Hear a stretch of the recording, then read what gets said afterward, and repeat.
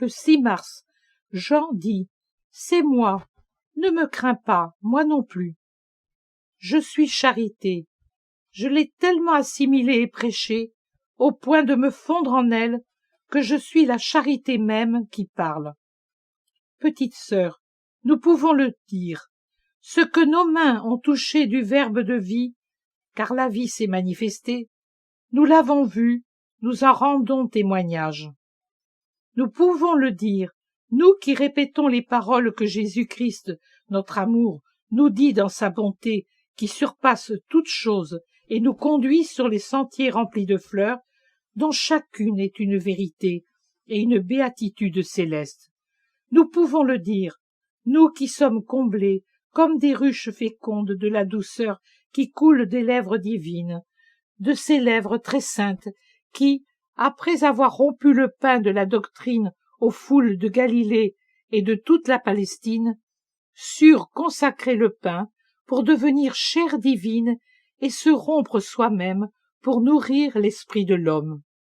Ce sont ces lèvres très innocentes que tu as vues saigner, se contracter et devenir rigides au moment de la passion et de la mort subie pour nous. Nous pouvons le dire. Or voici le message que nous avons entendu de lui. Dieu est lumière, en lui point de ténèbres. Sa lumière est en nous parce que sa parole est lumière. Nous vivons dans la lumière et en entendons la céleste harmonie. Viens, petite sœur, je veux te faire entendre l'harmonie des sphères célestes, l'harmonie de la lumière, puisque le paradis est lumière. C'est de la gloire de la Trinité qu'elle jaillit et se répand, pour envahir le paradis tout entier. Nous vivons dans et de la lumière. Elle est notre joie, notre nourriture, notre voix. Le paradis chante, et ses paroles sont paroles de lumière. Il est la lumière. Cette lumière qui étincelle forme ces accords solennels, graves, puissants, doux, où l'on retrouve des trilles d'enfants, des soupirs de vierges, des baisers d'amoureux, des hosannas d'adultes et la gloire des séraphins.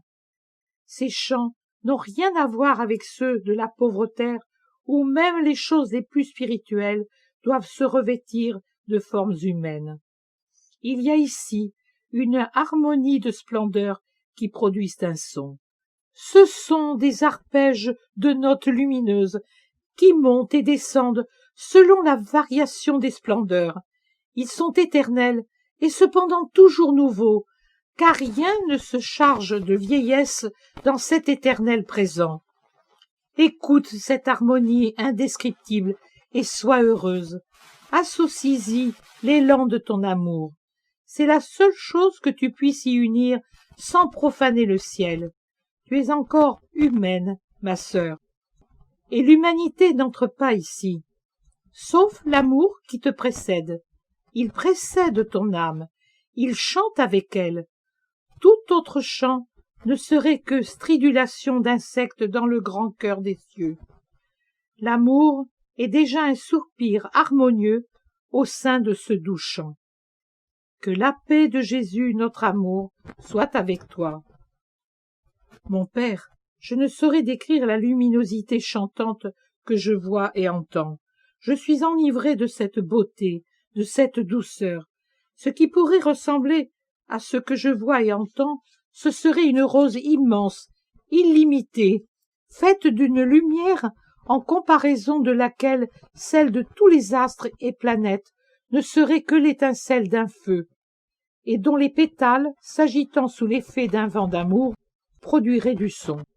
Cette rose, c'est le paradis, plongé dans la lumière d'or de la Sainte Trinité, avec ses habitants de lumière éclatante comme un diamant.